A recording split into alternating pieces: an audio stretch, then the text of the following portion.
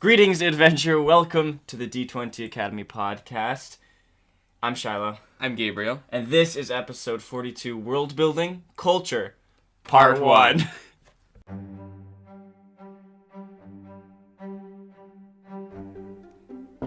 Hey guys, Gabe's back.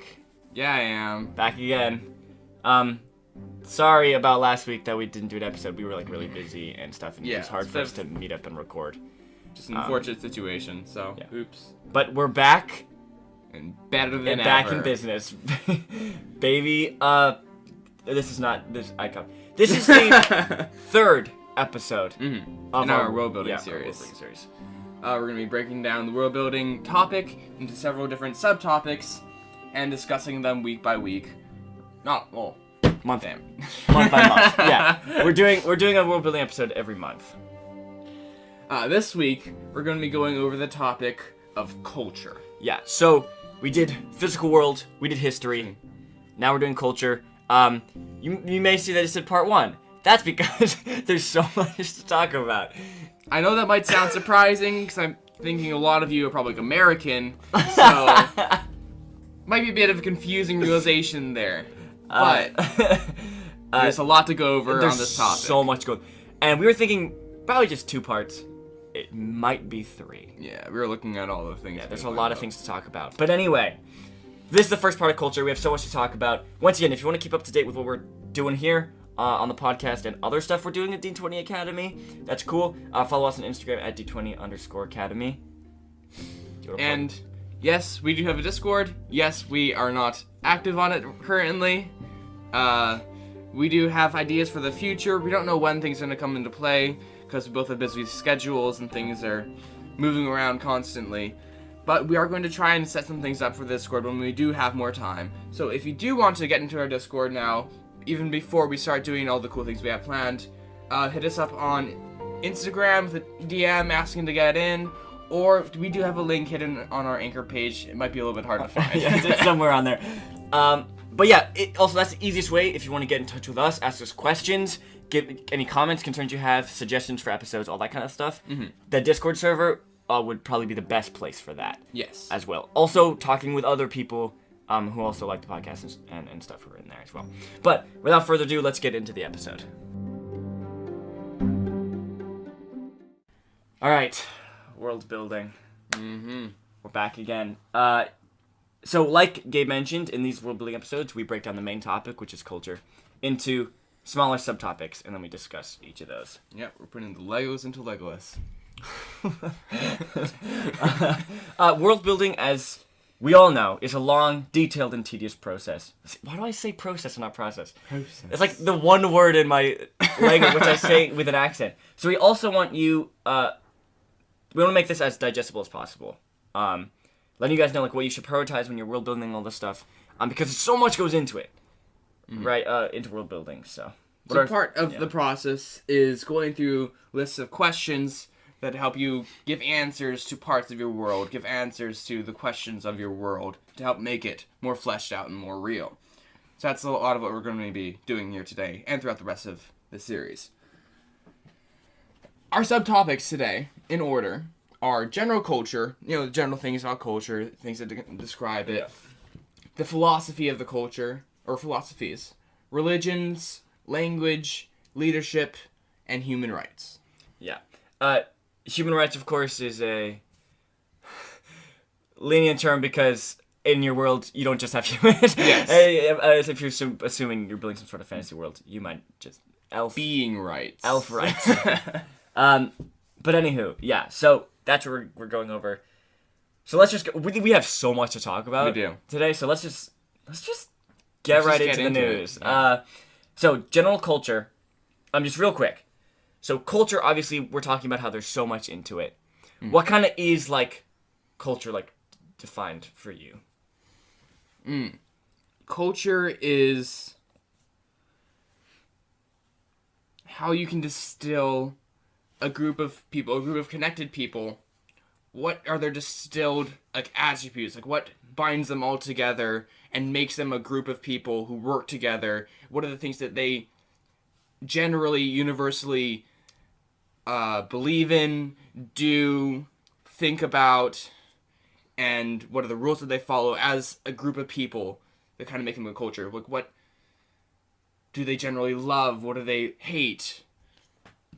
The things that you can bind people together with. Yeah, I think, because in my mind there's two sides of world building. There's the parts of the world that are, like, intrinsic to the world if no people live there. And then there is the world with people in it.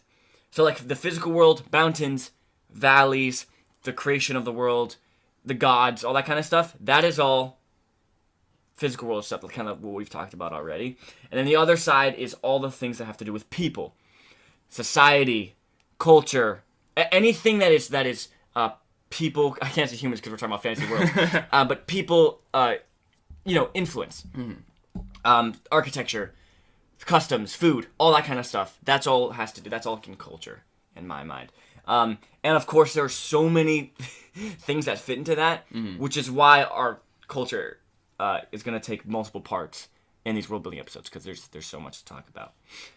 Yes, and as always, not all of these questions we're going to be asking, all of these things we're going to be over they might not all be important for the culture that you're trying to build, the specific culture you're trying to build. They're just general things that most cultures have that help define a culture. That being said, the things we're going to be talking about today are pretty much universally there throughout all cultures. Yeah. The ones we're talking, the subtopics that we chose today are kind of more of the foundational cultural things. Yes.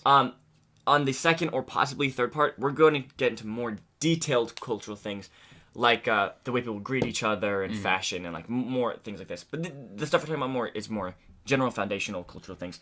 I should also say, this is going to take, this episode's probably going to take about an hour. Yeah. I'm assuming. Then the next one's probably going to take about an hour. In total, culture is going to take hours. We're going to talk about culture and pose these questions and stuff. The thing is, we're talking, as if it's, one culture. But you may have to, for your world, most likely, design multiple different cultures. Go through all of these points with all these different cultures. So, while we're talking about these things, you want to be thinking about, and we'll also help out, what is just the most important things? Without getting into too detailed, what should you just get down? Because if you're making even just, 4 cultures, different cultures for your world, 4 different groups of people, then then going through for each of them, their philosophy, their religion, their fashion, their food, all that stuff. What should you just what's important that you should get down and what do you not need to? Because that's so much work. Yeah. Okay. So, general culture stuff. Question we have here is, how is culture preserved in your world? That's I think that's super, that's one of the foundational things that have to do with culture, which also kind of has to do with politics a little bit, which is traditionalists versus progressives, conservatives in the sense that someone who's trying to conserve something, liberals in the sense that a group of people who's trying to liberate from things, also in the sense of kind of progress. That kind of thing is very intrinsic to humans, yes, and society. And I think culture... And elves, too. And elves. Well, yeah. So maybe. We're going to say human a lot. We're referring to beings, people in your world. But you know what I mean? How is culture preserved, tradition, things like that, and then what does it progress and evolve? There's also going to be a power balance there in culture. There's always going to be traditionalists, and there's always going to be people who are trying to fight against the grain a little bit and be a bit more progressive. So you're going to have to figure out the power balance between those two sides, and what is the main side. What do most people side with? Are most people trying to adapt their culture to new times or to new information or something like that? Or is the vast majority of the culture following old traditions and following things that they've known and grown up with, Also tied to that, other than just progress in general, as new technology or whatever happens across the world, other cultures are trying to adapt and also evolve and progress along with that. But also, and I think this is pretty important for more ancient world stuff, when in reference to Earth's history, like when you were invaded by another nation and stuff, how do those cultures clash as the invading nation? What is preserved? All that kind of stuff. Yeah. Ties into what we talked about war in the last world building episode. About history. We talked about war and like invading and stuff. Culture is very tied into that. And even if you see it in Earth today, right? Certain, I think, like Central America is a really good example. Obviously, Spanish is the language there, and Spanish is not was not the native language to that area because they were taken over by the Spaniards. Yes. A long time ago. So like that kind of thing, and then how does it connect to today's world? All that kind of stuff. I got you. Yeah, I'm playing around with like this question specifically with some of the cultures that I'm building for a book that I'm writing, and like how is this culture preserved? And I'm building like this one like really traditionalistic culture that's all about preserving through like their song and preserving all that they've known, despite the fact that they've been surrounded by an enemy nation, and all the things like that, and how it factors into their everyday lives of trying to preserve what they have, the culture. Okay, yeah. Other just big main questions. I think this one right here is a really important question. What are some things that define each culture? And if you're someone who is designing multiple cultures for your world, this is, how are you just gonna, in your mind, just to help you, how are you just making these things separate? Yeah, I think this is also a good starting point for the rest of these questions about culture.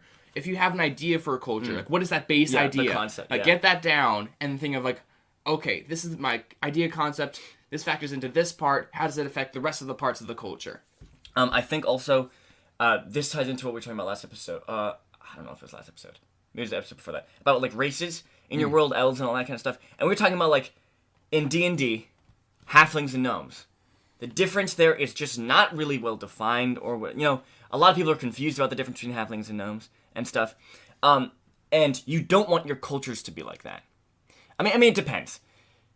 If you're trying like a ton of cultures, realistic, and things are, like in Earth, how things build off of each other. Yeah, but like that's fine. But I mean, like, if I'm doing Fantasy World, and I'm like, I want the elf culture to feel really different from the dwarvish culture, and how is that defined? Why does that really stand out? Or even how does the high elf culture differ from the dark elf culture? And if I can make that really defined, and each of those have an obvious like concept that defines them, that's easier for you when building it and your audience, whether it be the players or the readers, or the viewers, depending on what you're working on. I would say unless you have a specific reason for these different cultures to be so similar, make them different. It's like make them visually and base characteristics different from each other. So it's just easier for your players or readers to understand and differentiate between the two. Unless you have a specific reason for them to be similar. It's just easier for world building in the minds of your readers or people experiencing the world to have things that blatantly make the cultures different. Another question we have here is, what would a person from a certain city, region, or country be proudest of? But that just kind of sparks in me just a bigger topic of just kind of like nationalism. That's a weird thing, because nationalism like didn't always exist. Because like if you're like a region in China, before China became a nation, if the people in northern China were being invaded, the people in southern China didn't care. Yeah. Because they didn't connect with them. They didn't identify with them. They were just two groups of people living in two different locations, happened to be in the same regional boundary, which would become China. But once it became unified under one kingdom, became China, now everyone's fates are tied together within that nation, and that's where nationalism comes from and stuff. So depending on the kind of world you're building, like how progressed technology and all that kind of stuff is, if it's more of an older, ancient world, there may not be really national. There may not be like nations or empires per se. Rather just groups of people. Yeah. I mean, culture can still, within the example I gave, those people probably still have similar culture. But, there's still also that question of like nationalism and being unified under one kind of thing. And I think that has to do with what would you be proudest of from your place, or that. Right. Okay. Okay. Here's how here's how I know this is gonna take a long time. That was our first topic, and that had 2 bullet points. The rest of them have way more than that. Okay. Next one. All right. Philosophy. Right off the bat, I want to start out with like a brief definition of what we're saying philosophy is in this context. So we're talking about philosophy. We're talking about a theory or attitude held by a person or organization that acts as a guiding principle for behavior. Mm-hmm. What are the general philosophies of your culture? Mm-hmm. What are some examples of this? So the first one, okay, so we had like jotted down a ton of different ideas for things about culture, and we wrote down philosophy, and I was thinking like, he was thinking this, which makes more sense. I was thinking like philosophy as in like, what is like the philosophy like they come up with, like Aristotle, Plato, like they're philosophers and stuff, which is also a thing to think about. Yeah. That has to do with your world. The kind of philosophies they believe and stuff. Though that's not as important as that. I think this makes more sense. Anyway, when he explained this to me, this kind of philosophy, the culture's philosophy, the first thing I thought of was manifest destiny for the United States. The philosophy held by the U.S. I'm not a historian. I don't know exactly what times, but this is when the Western expansion. Mm-hmm. The concept of the intrinsic destiny within the United States to get more land, to expand. And you were also talking about like South Korea. Yeah. A lot of people don't necessarily care, but I know about South Korea. So South Korea has this kind of philosophy around... We love South Korea, by the way. Around progress and the pursuit of perfection. I was trying to devote themselves to what they're doing and achieve like the highest degree possible in it. So it's just like trying to give you general ideas of what general philosophies are. Perhaps your culture that you have in mind is really... Perhaps their philosophy is care about those around you above all else. So the culture itself gets, sectioned into smaller parts. Or perhaps the philosophy is, being the good Samaritan to everyone, Or just also, being like as open and welcoming as possible. What that reminded me of is actually kind of Hawaiian culture and philosophy. So we live in Hawaii. We love it here, and one of the main things that kind of separates this definitely from the mainland is the philosophy, the kind of culture of aloha and everyone it's about who you know, it's about family, everyone calls each other uncle, auntie, all that kind of stuff, which is quite different from like mainland culture. But that has to do with can we talk about like family and like who you know in Hawaii? It doesn't matter the credentials you have. Oh, and that's wrong to say, but it matters like who you know and your connections, and like that's a very rather than like your credentials or your resume. I would say from my experience of what I've seen, like culturally, yeah. So it's just stuff like that. The general like philosophy, what general ideas and stuff that kind of permeates in your culture. And I think this is one of the main things that you can base the culture off of, like how we're talking about what defines the culture. Mm-hmm. What's the kind of like the standout things that you're basing everything else off of? This philosophy kind of thing, I think, really defines that.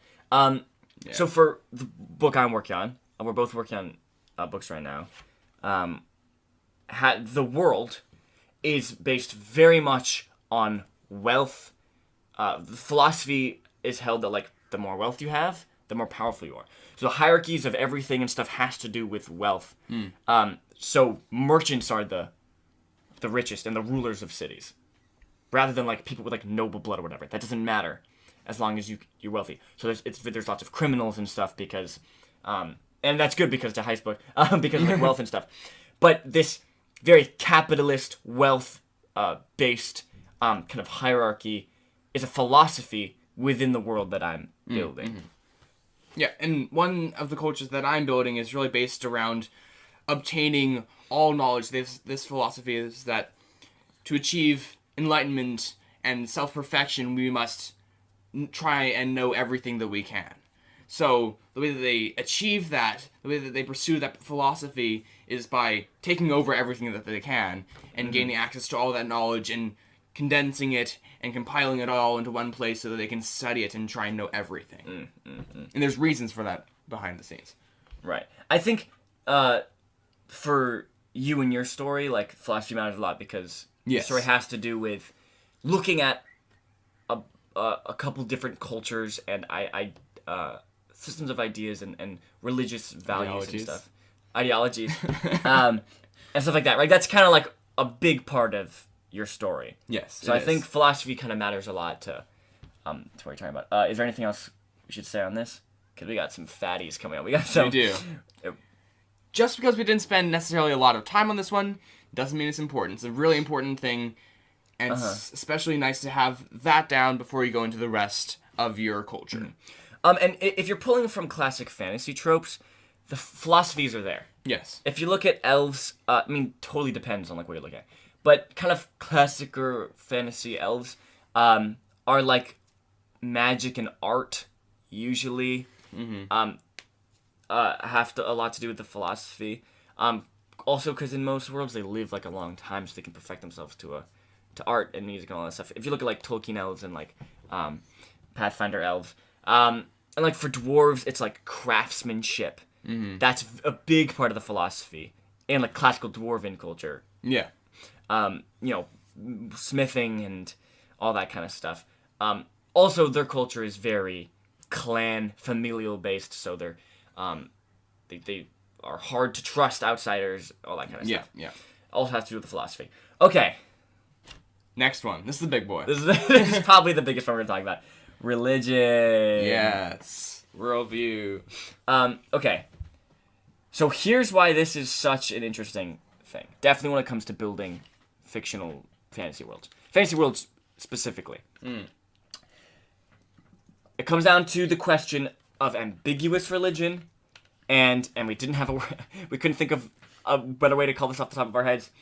Greek/Forgotten Realms religion. Okay, so here's what we mean by this. Ambiguous religion is Earth. So there are multiple different religions who believe different things in different gods. And technically, there's no like one true religion. There's no like everyone agrees this is the god. Yeah. Right? Versus Greek mythology, which a lot of fantasy world religion, which is an established like pantheon of gods. Like they believe that everyone believes that they exist. They might like worship them in different ways necessarily, worship different ones, but they've established gods. They all believe that they exist. Perhaps they're like influencing the world. Yeah. Like everyone knows gods exist. They're real. So like in a world based on like that's very similar to like Greece or whatever. You know, Zeus and stuff. Like if you look at Greek mythology and stuff, Zeus and Hermes, they're always like interacting, coming down to Earth, pulling this like demigods exist, monsters, all that kind of stuff exists. It's like in that world, in the Greek mythological world, everyone would be like, yes, obviously the gods exist. They're real. We see them. Yeah. We know they exist. Also, like in the Forgotten Realms, which is like the classic 5th edition D&D world. It's very much like the gods exist. Obviously, they influence the world in obvious ways. They make themselves known. So there's that world, which I would say most fantasy worlds fall under. Yeah. Okay, most high fantasy worlds fall under. Yes. Actually, now that I'm reading so much more genre fiction and like fantasy, actually a lot of more are on this other end. Okay, then there's ambiguous religion, right? Which could be many different religions, all believing different things. Yeah. So you have to figure that out for your world. Yes. What do you like? Or what are like the strengths and weaknesses of both when it comes to like world building and ambiguous religions give you more freedom to just come up with like whatever you want to for religions. You could have like, okay, I want to have this religion that believes that there's a god who makes their manure fertile, you know?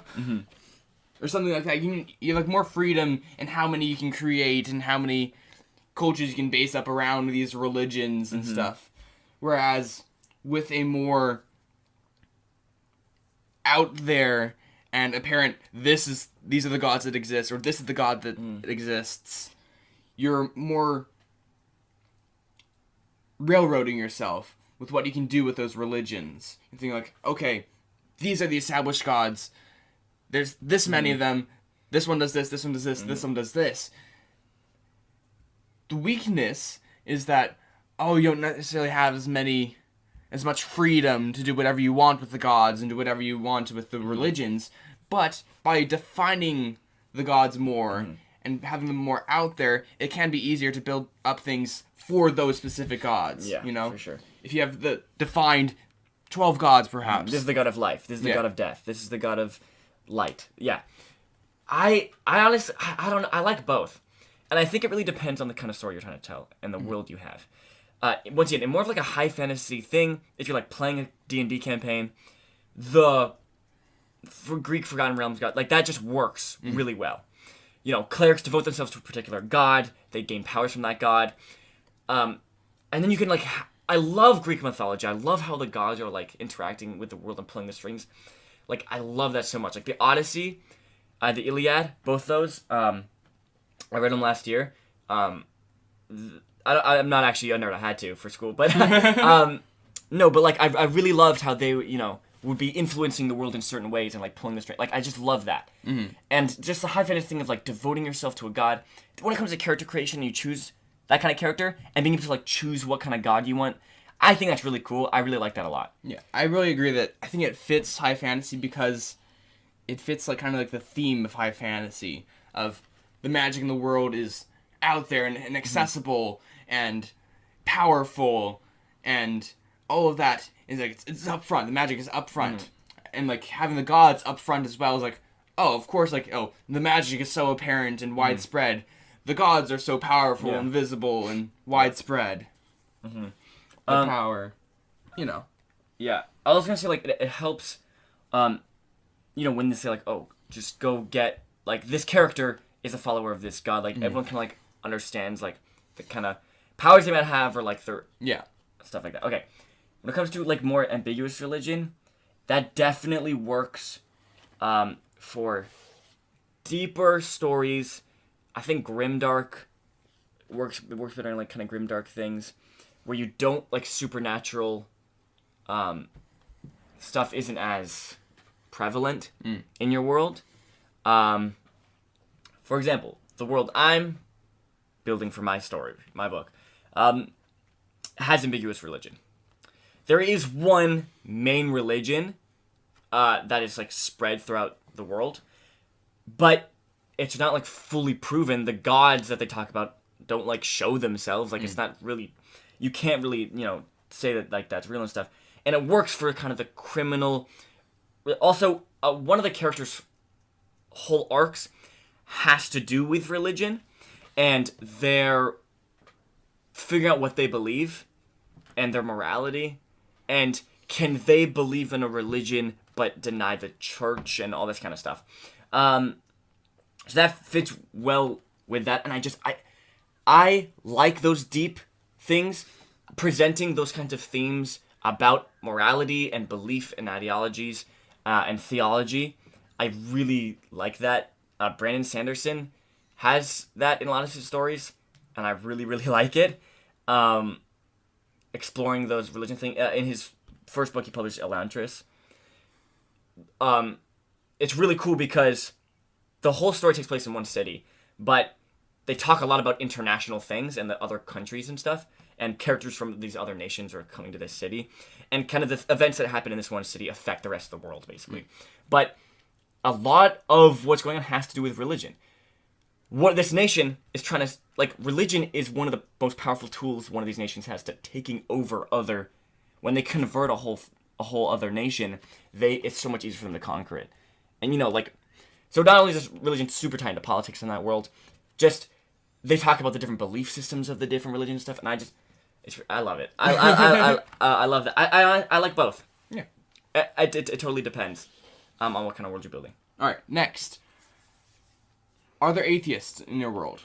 People who either deny the existence or deny to worship the gods or God or whatever, powerful beings. Yeah. Are there people who resist the general flow of culture? Is that the general flow of culture? To deny worshiping the gods or to deny the existence of gods? How does that exist in your world? What is it like? Is it like Earth, where there's, so many different religions, it's really ambiguous, and the atheists are kind of like, I just don't want to be a part of that, or I don't believe in any specific thing. I don't believe in it. Or is it like, I know these gods exist, but I don't agree with anything that they say or anything that they stand for. I work against the gods, or I deny, fate and stuff. Yeah, things like that. Yeah, like in the world where like Greeks are, I mean, not Greeks, like a Greek mythological world where the gods are obvious. They're there. An atheist is more someone, who you were saying, just like denies the gods. They don't want to worship them or like whatever. Whereas in an ambiguous thing, it's someone who's saying, I don't believe in any. Of course, if you want to get really deep and theological about it and stuff, in a way they do have to believe in something as well. And I don't want to get into it, but I mean, I find it super interesting and stuff, but like, yeah. Okay, so once you figure out if it's ambiguous or this other kind, which you don't have a name for, pantheon religion. We have all this pantheon. Yeah, I can't even. Yeah. We have some questions. 1, how do people worship in your world? This can either be really simple, really complicated, really normal, or really weird, depending on how you want to do it. You could have people worship just by, traditional things that you think about when people worship in our Earth. You can have them like, they pray, they kneel down and say things to their god, they abstain from this from their god, they fast, stuff like that. Or perhaps it's like, these people cut off their limbs for their god and offer it up on a brazen of fire, Yeah.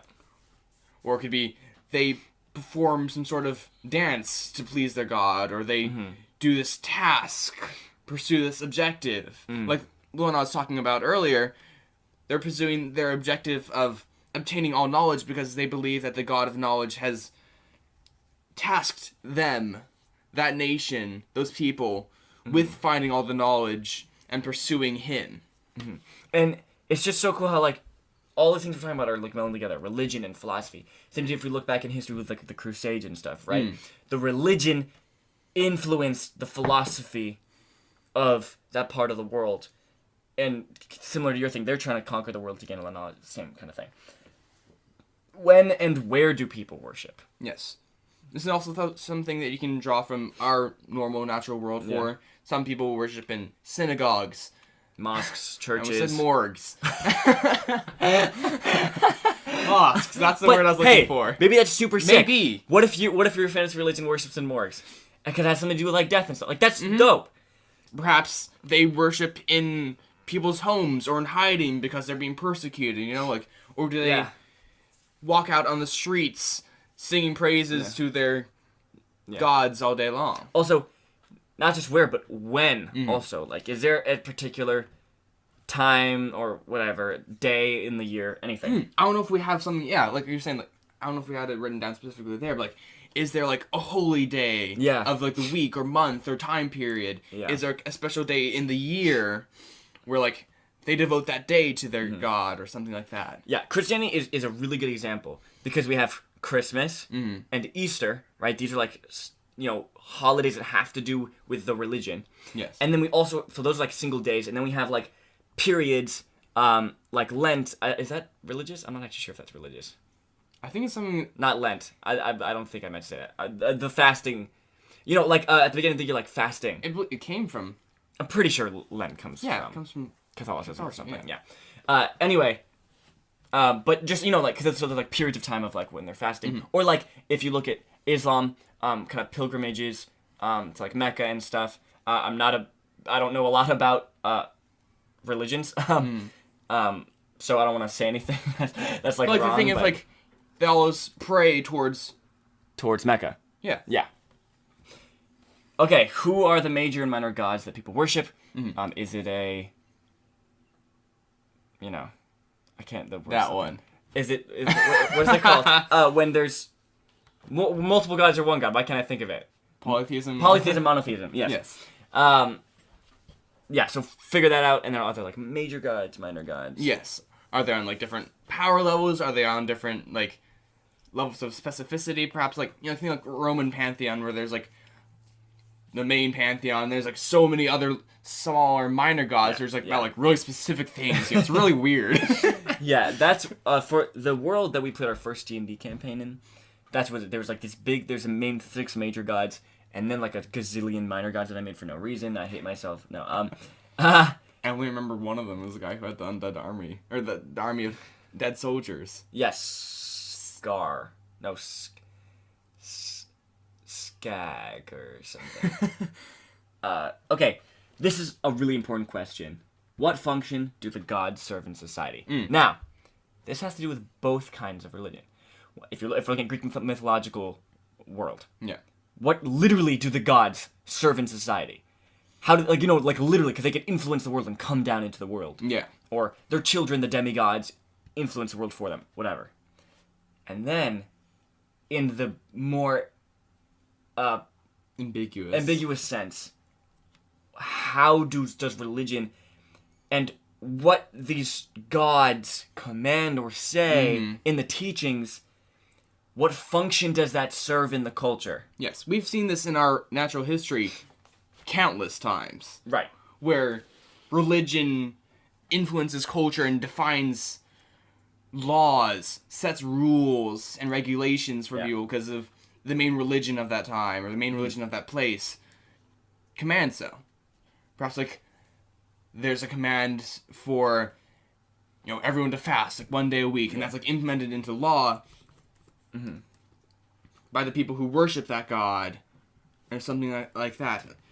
And I think what you were saying earlier about like Lent is something that started off as a religious tradition and transitioned into just a more cultural thing, that abstaining from something for a period of time.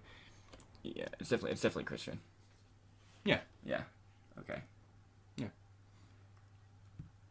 Yes. Okay. Also, next one, and I'm gonna expand on this. What, if any, holy texts exist? Okay. But I'm gonna challenge you guys. Yes, you can have that. Fine. Cool. Go outside the box. How else does religion impact the world, or like a code of laws or whatever, other than just books or scrolls? I challenge you guys, if you're going more ambiguous, because this really only kind of works for ambiguous religion. I mean, I kind of just work for the other one. Yeah. But the gods might as well just come down and just tell you. But I mean, there are like tenets. I know, but I guess there are like tenets for the Church of Saren Ray or whatever. But for more ambiguous religion, like all you have are texts or whatever. But I'm gonna challenge the listeners, if you're doing world building, what other ways other than the written word can these same things get across? First thing comes to mind would be like art, like perhaps the rules are expressed through paintings that the god had commissioned their followers to do, or perhaps it's in a monument that they built or something like that. Dude, I just thought of the craziest thing. Okay, so what if in more of an ambiguous religion world or whatever, the prophet, the guy who started it, had a vision from his god, and who like controlled his hand and he painted the end of the world, and that painting depicting the end of the world is like the Bible of the religion. It is the thing. And the art, that's really cool. I haven't thought of that. That's really cool. One last thing was like dancing. Perhaps like what you were saying, like the god like took control of like the original prophet and like orchestrated like this dance that people are interpreting in different ways, and it's like that's so spread cool. down like through like and I also love that same with the real world thing when it comes to translation. With this art piece or whatever. Has it been changed or altered throughout history within different denominations? Is it depicted differently? This dance, this art, whatever it is? Yeah. Has there been parts like cut out or added Exactly. That's juicy. So not just holy texts, but in the sense of what holy texts serve as, their purpose in a religion. That kind of thing. It's so cool. It's so flavorful too. It's so flavorful. Love that. Imagine how cooler like the Book of Mormon would be. if it was just like a dance instead. Well, that would work perfectly for the musical because we just do the dance. Perfect. Because it's in a musical number. Okay, and then how well known are the scriptures or whatever it is? Yes. The tenets, the painting, the dance. Would people of all ages be able to recite them on the spot if asked? Things like that. That factors a lot into how integrated is your religion with your culture, Mm-hmm. And, of course, how accessible it is. But, like, perhaps if the religion isn't very integrated necessarily with the everyday lives of a culture, they may not necessarily know like all the tenets off the top of their head. Perhaps it's like, Judaism or something. Like, in the year of Christ, when you're thinking like, oh, all these Pharisees like can recite the books off the top of their head. They've been memorizing it. Yeah. It's so integrated into them and their lives. If we take Christianity as an example, maybe one person on Earth can recite the Bible, the whole the Bible. 99% of Christians can probably recite John 3:16. Yes. Some sort of translation from it. Or the Lord's Prayer. Mm-hmm. I John 3:16 in particular, because that is a major piece of the belief system. Mm-hmm. It defines... Yeah, it's one of the pillars of the belief system of Christianity. So, that's why it's really well known. Other than just like, judges. Yeah. Okay. Who are the important religious figures in the world? For what reasons are they significant? Like the Pope. Yes. Is there a Pope in your world? Is there an original prophet? Yeah. Perhaps the Muhammad exists in your world. The Jesus. So, like, Yeah. Or it could just be like, what if it was like an elected official? What if like the religion, like the Pope? Sure. Elected official, like, I'm just thinking about politics and religion. Sorry, I mean, getting distracted here. There's so many things. Yeah, but important religious figures in history, like Jesus and the prophet and stuff like that, or like nowadays, the leaders of the church, the missionaries, things like that. There's so much you can go with. Something like perhaps there's like multiple leaders who all say that they're the right one. Yeah. I was thinking about, wasn't there like 3 popes at one? No, there's like a pope, an anti-pope, and an anti-anti-pope at one time. I have no idea. That sounds crazy. Yes.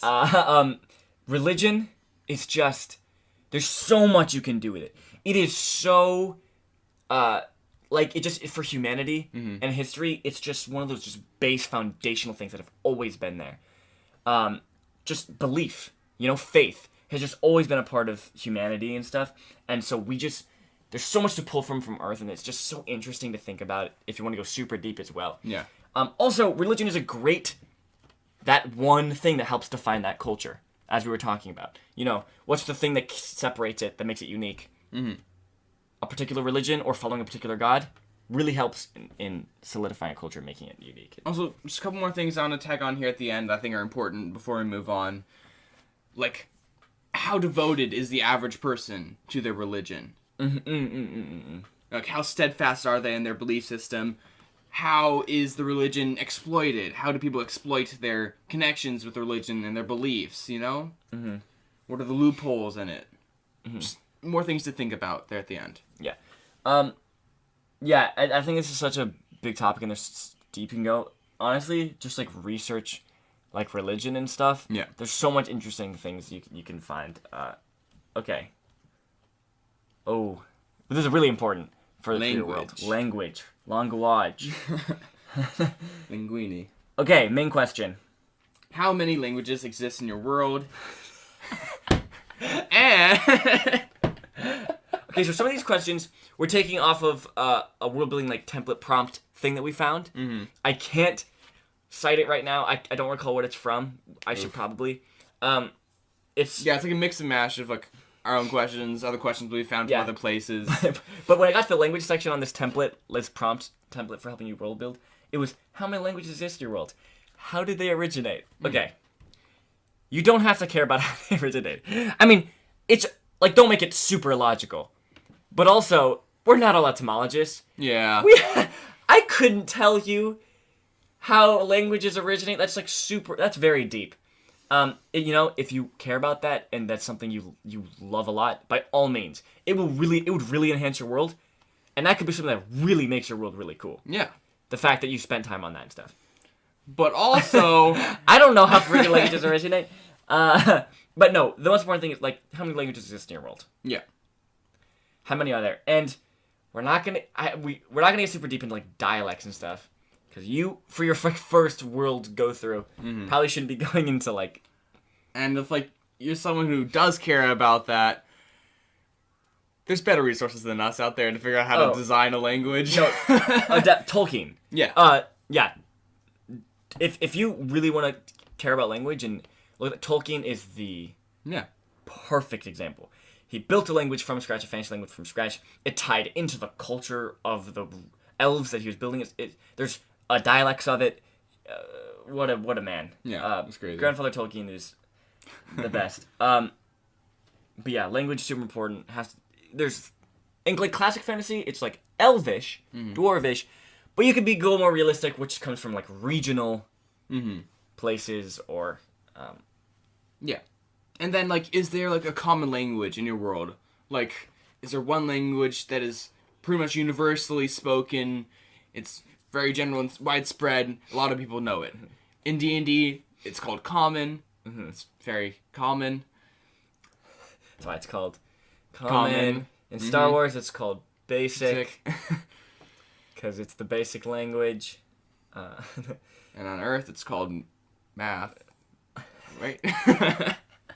Right, so English would be the example. Yes. English is... Even though it's not the most spoken word, but it's the most, like, widespread. It's an international language. Yes. Other than art. No, other than math. Other than music. Is there a universal language, right? Okay. This factors into, like, communicating between different nations, different peoples. It can be an important thing to establish that there is a general common language. Yes. Okay, how do the names differ in each region? Okay, so for language is interesting. I don't have a ton of experience really working on languages and stuff. I've never like tried to design my own language or anything because I don't know any. I literally only know English. I've like taken Spanish and Japanese, but like I tried to make one once. I was like 10. Yeah, it's like impossible. It's like impossible. Because there's so many things that go into it, and if you're not someone who really studies about that and loves it. Don't worry. We're not saying make a language from scratch.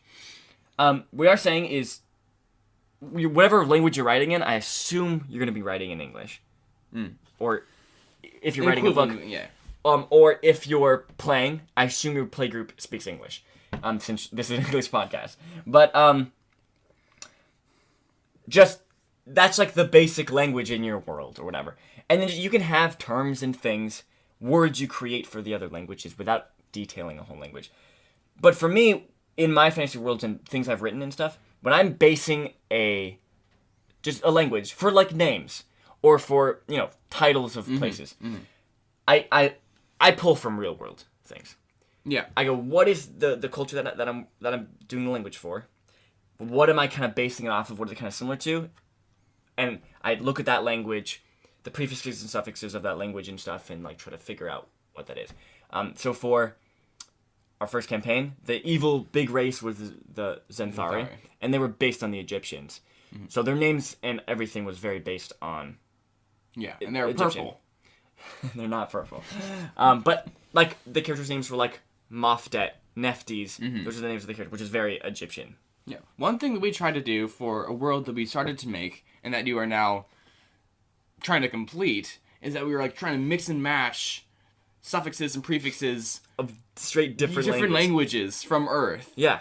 Which is a great idea to try and take things like, okay, I like the idea, I like this sound from this language, and that kind of like phrasing of a word, And try and like mix and mash and create your own unique names and titles and things like that. I love like making, like, it's so cool when you find a cool one, When you find an interesting name. We were mixing Scottish and Irish, I believe.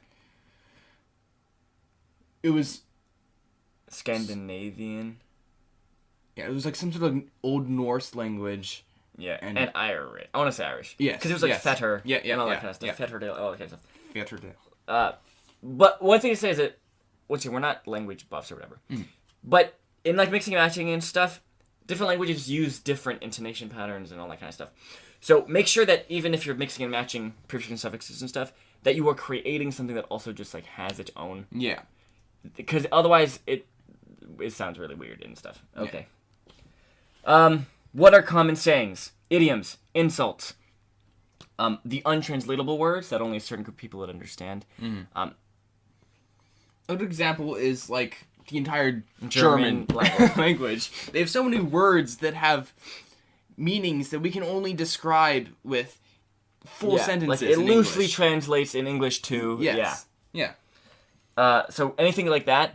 Also, even if everyone speaks kind of this common language or whatever, because that's just easiest for the thing you're working on. Are there, other phrases and stuff that people may say in different languages, like on Earth? We live in Hawaii, so a lot of people say Hawaiian words. Aloha, mahalo, all that kind of stuff. Also, a lot of Japanese people here, so a lot of people also say Japanese phrases. Yeah. Konnichiwa, arigato, all that kind of stuff. Konnichiwa. Also, a lot of people here love anime. So Weebs. Yeah, we say things like from French, like bon appetit, like... Yeah. Of course, Exactly. we like Americify it, like bon appetit. Yeah. But like, Bon appetit. do cultures who have a specific language, do they pull like phrases and things like that from other languages? Which is and do they totally- adapt it to their own language? Which is totally how Earth works. And if you're someone who basically only speaks English like us, just English is a really good example. Look at different words in English that are not super taken from certain things. And also, in your world, if you come across a dwarf or whatever, they're going to be speaking common, but they may say an exclamation, an insult in Dwarvish. Yeah. In the Hobbit films, there's a great moment where Thorin is getting questioned by Thranduil, which is the Elven King, and they're just talking in English, like the common tongue. And then he's like, "You can go you and all your kin," which is a Dwarvish term, which means. No, actually, you have to go figure that out. You're gonna go figure that out, and that's your homework assignment. But it's so fun to make up these phrases, and it adds to the color and diversity and like complexity of your world. To have these phrases, perhaps from a different language that isn't the common language, or perhaps it's like a specific phrase that means this specific thing. To have catchphrases and idioms and things like that is so cool to me. Yeah. I love it. Yeah. Okay. Even just beyond different languages, what are common sayings in a language? This is actually enhances world building times a million. This is what I've discovered. Going back to Brandon Sanderson, the god himself. I've been reading lots of his books recently. And one of the main things he does is he has people say phrases, usually curses, that fit in that world. Perfect example, Mistborn. In the Mistborn, in the first book at least. Actually, I mean, kind of... Anyway, there's the king of the whole empire, the Lord Ruler. He is, like, basically the god. He's really powerful. And he has a whole church around him. So he's basically God. And people swear on gods. So in those books, people go, Lord Ruler, like, as a curse. And other things. Yeah, it just, like, are based on... It's just... And it's so good because it's something that's familiar to us, to have these phrases that people know about that like refer to things in our culture or things we know about or things that we like or dislike, these phrases that are ingrained in our culture and like swears. It just adds so much color into like the black and white world they might have in your head. To have these things that are realistic and draw the reader in, make the reader feel like they're more of an actual person in that world. Yeah, it's really it's hard. It really just does influence. It enhances the world building just so much. Okay, we gotta move on. We have oh my gosh, we have so much more to talk about, and we're almost hit an hour. Okay, accents. What does an accent say about a person? Not only like place of origin, but also like level of education. Growing up on the streets, they may have slang. Yeah, like within a certain language, there are going to be different accents. Good example of this is like England. I think a couple hundred years ago, it was Cockney, or like a higher, more posh British accent. Yeah. Also, for some reason, like all the elves always have posh British accents, and all the orcs always have Cockney accents. Can someone please explain that to me? Okay, you know what I mean? Yeah. That's so true. I think it's something that's ingrained in our culture. Just to think of it that way. Yeah, I mean, probably just because of Lord of the Rings movies. Okay. Leadership. I actually don't even know if we can get to this. Honestly, at this, we've been recording for 52 minutes. Okay, you know what? We're not going to talk about politics, because this is like a... Yeah. Politics is a big one. We might have to wait for our next episode for that one. Oh, boy. We have... Okay, yeah. So, like, you can see, there's so many things to talk about in culture. Okay. Real quick. We're going to do this at the end of every world-building episode because it's very important. What is the number one world-building question? How does this affect the other aspects of my world? How does this change that I make? How does this addition that I add? How does it change and affect the life, the physical world, everything of the things that you've already established? How do things affect each other? And this ties very much into what we're talking about here. Yes. We're talking about the whole episode. Religion. How does this belief system affect how people act, the boundaries of nation? Like, it can... Yes. Economies. Yeah. You know, like, politics in your house has a affect the common household, schools, education. Yeah. How does everything this affect other places? Like, if we take this kind of culture example, we take, let's just say we have this, I have my map, and I want to put a nation or a city right here. Where it is affects the aspects of that culture and stuff. Yes. Is it in the north in the mountains? Therefore, it's going to be based on the warmth. They're probably going to be like hunter kind of people who collect pelts and... Yeah. What natural resources do you have heat for that nation now that you've put it in this specific place? Is it in the mountains where they're scrounging for food and hunting animals? Is it by the sea where they're fishing and... Yeah. How does that affect the culture of that area? Oh boy, there's so many things to talk about. Yeah, dude, there's so many. But I'm so excited because all these things can... Hopefully you've gotten ideas sparked and stuff for your own. And something I want to add on to the end of this episode and all the other world building episodes going forward is figuring out what matters the most for what you're trying to do. What matters the most in your culture that you're trying to build? Is it their religion? Is it their general base philosophy? Is it their politics? Their money? Figure out what matters the most in the context of your world, your culture, your kingdom, your city, your town, your house that you're trying to build. Figure out if you want to have a world that is this way. What are the important things to make it that? If I want a world that is struggling with wars and racism on all sides, what are the important things for me to establish in that world? And where should I devote the most time to? Yeah. That's really important. Okay, any final thoughts?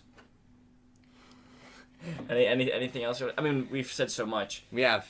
Oh, You're probably sick of us by now. I already want to do the next one because I'm just thinking of other things now that we can talk about. We have so much more to talk about in culture, such as customs and food and fashion, architecture, all that kind of stuff.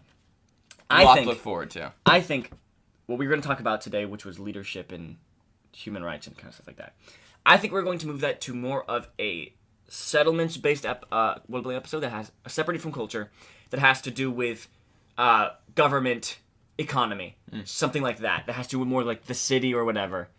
I think that's a little separated from culture. So, other aspects of culture, food, all that kind of stuff, we'll talk about next, part 2, and then I think we'll get into government, economy, so that has to do with like settlements. All right. Okay, guys, that brings us to the end of today's episode. Thank you so much for listening. Yep. Sorry for the week break and the week I was missing. Getting back on it here. We're getting back on it here. We have so many cool things we want to do for the rest of the podcast. Other bonus episodes and stuff we're working on. Yes. Once again, if you want to keep up with us, follow us on Instagram at D20_Academy. Join the Discord. Also, if you can get in contact with us through the Discord and D20 Academy, we want to know your opinion. Would you guys like to hear an actual play? A monthly, probably. Not weekly. I mean, I don't know how. A bit ambitious. I don't know how frequently we can get this, but an actual play of some sort of RPG for us to record our sessions and stuff. If that's something that you're interested in. Probably we couldn't do our main ones that we do on Sunday. But if there's a great game called Ironsworn. It's a RPG that doesn't require a GM. So me and Gabe we've played that multiple times before. It's really cool. Would you like to see something like that? Yeah. An actual play series become a part of D20 Academy. Us kind of putting to work the things that we're talking about, stuff like that. Exactly. Yeah, I think it'd be a really great idea. Give us some feedback. And as always, in the Discord server, we have channels set up for feedback and suggestions and questions about the podcast, about RPGs, about D&D in specific, storytelling and all of that. We've got places for you to ask questions there if you ever have anything. Also, we do want to, speaking of actual plays, maybe do games in the Discord? Yeah, we're thinking about that as an idea to have an occasional game that we run with people who were in the Discord and want to participate. Yeah. Okay, so thanks so much for listening. Next episode, player characters. We're going to be talking about backstories and role-playing and... yeah, all the things you need PC. to know to be a PC. Yeah, I'm really excited for that one. I don't have a ton of knowledge on that, so I'm glad Gabe is here, who's been playing for years. But yeah, so I'm excited for that one. That's going to be next week's episode. But thank you so much for listening. Yeah. And don't play a Mystic.